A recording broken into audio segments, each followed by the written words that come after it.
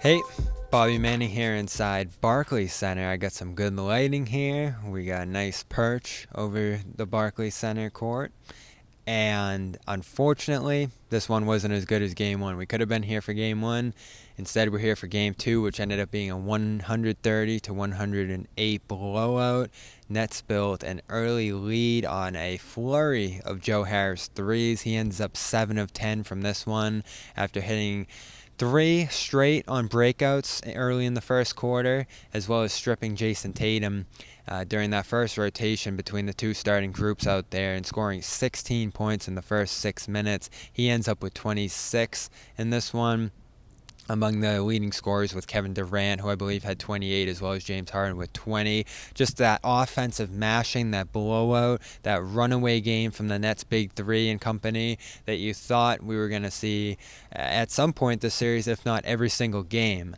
So that was the biggest problem here tonight. And the crowd got going. I thought it was a strong crowd here. I know on Celtics post-game show they were dubious, but I was here. You have to take my word for it. This 13,000 ensemble here was pulling out Boston Sucks chants, getting on Evan Fournier for that scrap that he had in the second half there with Kevin Durant. And that moment there where it was kind of a soft foul, Fournier touch foul on a pass into Durant on the right wing. Durant kind of fell back off of it. Fournier had some words for him. I'm sure Durant said something passing by. I saw on social media that was a choice word. I can't confirm that here from Section 212, but it was a moment of fight, and I know Fournier got out to a 4 of 8 start in this one. He was very disappointed with how he played in game one, and he came out and took a stand. It didn't end up being all that impactful, but I do like what Evan Fournier showed in a bounce-back effort from game one. The problem, Kemba Walker, 5 of 11 in this one, still not a large impact on either end of the floor, not able to integrate teammates, not able to get himself going, even though the Celtics and Nets, with him getting a switch on Griffin early in this one, we're going back and forth for those first few possessions. But the moment that the Celtics started launching threes, the moment that Jayson Tatum got that first one to fall, went to the lane a couple times, lost the ball, let the Nets get out in transition, this looked very similar to me. This was more of a high-powered version of what we saw in that final Nets-Celtics game, where the Nets got out to a 36-0 fast break run in that game before the Celtics hit a late three that ended up being their only fast break points. The difference in pace, urgency, just speed between these two teams is staggering. Kyrie Irving able to turn around defenders and get to the net. The speed at which Joe Harris exits the defensive zone and gets himself set on that three-point line to hit the Celtics again and again with just back-breaking threes early in this game.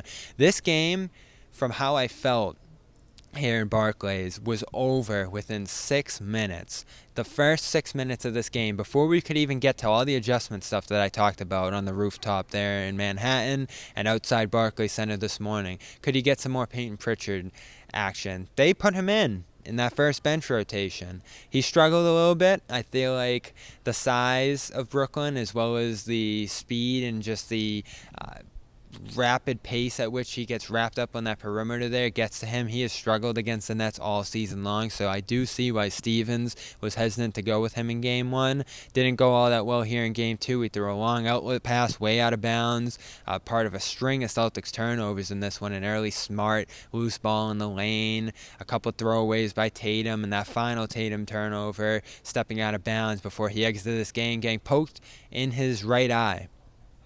Didn't see exactly where it happened, but he ends up going to the bench for about 7 minutes in that third period while the Celtics faded away by as many as 30 early in that third quarter. And he ends up leaving the game right before the start of the fourth quarter. Celtics quickly announced that he wasn't going to be coming back with that poked right eye. Who knows what else is going on there and what that is going to mean going into game three here.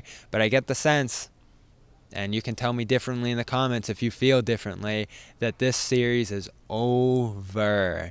The Celtics gave it their best shot in game one, played some strong defense, got hit with a run in the second half and never recovered, and then got hit in the opening minutes of this one. The crowd got on them and they never recovered again. Frustrations in this one. Marcus Smart going under screens on Joe Harris. How? How is that even possible? the continued defensive approach of handoffs and allowing the Nets to pick on the matchups that they want, and the rotations being too late to get out to a Joe Harris on the wing when he's in the corner set up for a three on that extra pass. That is just not defensive resistance. And then on the offensive end, starting Tristan Thompson in this one, when he clearly was allowed to get whatever he wanted on that offensive glass, go up, maybe go to the free throw line and hit 1 out of 2, maybe score a couple putback baskets, but that's really only 4 or 5 points, while the Nets are going the other way, shooting three-pointers and getting three-point plays inside. The efficiency factor there, that gap became much more pronounced in this game. And you saw it in the second half, but in this game, it started and it just kept rolling and rolling and rolling and snowballing into these ginormous leads that the Nets never really surrendered with any sort of run. So that has to be the frustration here in New York City for the Celtics coming out of it. They showed that they can hang with this team to some degree in the first half of that first game. And then when things got rough, they were never able to get up and respond. So going into Game 3, at the very least, you want to see Robert Williams start. I don't think he had the best game here. 5 fouls, jumped into James Harden on a three-point look. And Brad challenging that had to be among Brad's most strange challenges of this year. Rob clearly jumped into James Harden on that switch and step back 3 attempt, and it was quickly upheld. And Rob couldn't stay on the court all that much in this one because of foul trouble. 17 minutes, I believe, he finished it with, but it was still a +1. Marcus Smart was able to find him on lobs. Numerous Celtics were able to get him breakout buckets in transition, and Rob, all in all, put together a decent game. This was not the impact that we saw in Game 1, didn't even approach that, and you saw some of the negatives of Rob that frustrate Brad Stevens as a coach there. So he's going to have to be better, among others, in Game 3, but you saw, again, him possibly being a matchup breaker in this series, a guy who Brooklyn struggles to contain, and when he's out there, can make this a more even series just because of his physicality and his size and his ability to affect shots across the court and play well within the switches. I think overall through 2 games you're seeing that his ability to go out and play the perimeter a little bit has improved, if only slightly.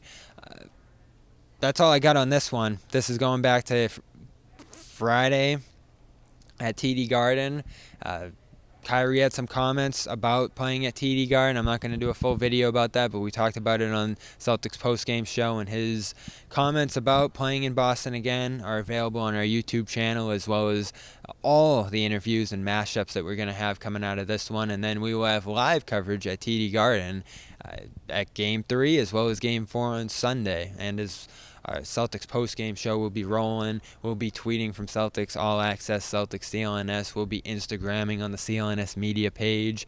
And you can follow me as well at Real Bob Manning. I'm on YouTube at Bobby Manning, and you can find me there. My work here in New York City is done. I'll be on the train back to Boston tomorrow.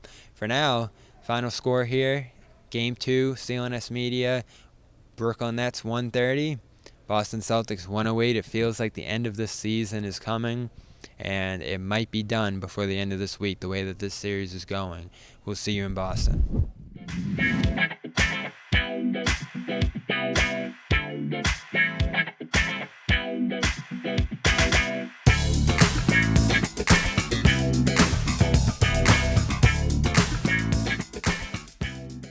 Hi guys, Cedric Maxwell here. I want to take a minute to tell you about Marigold Medical. I'm used to keeping my body in great shape, but with arthritis, even the most simple everyday tasks became unbearable. As soon as I called Marigold Medical, I knew I was in good hands. No drugs, no surgery, just an experienced team of caring professionals that wanted to get me back to doing the things I love. Make the call to Marigold Medical and get back to pain-free life.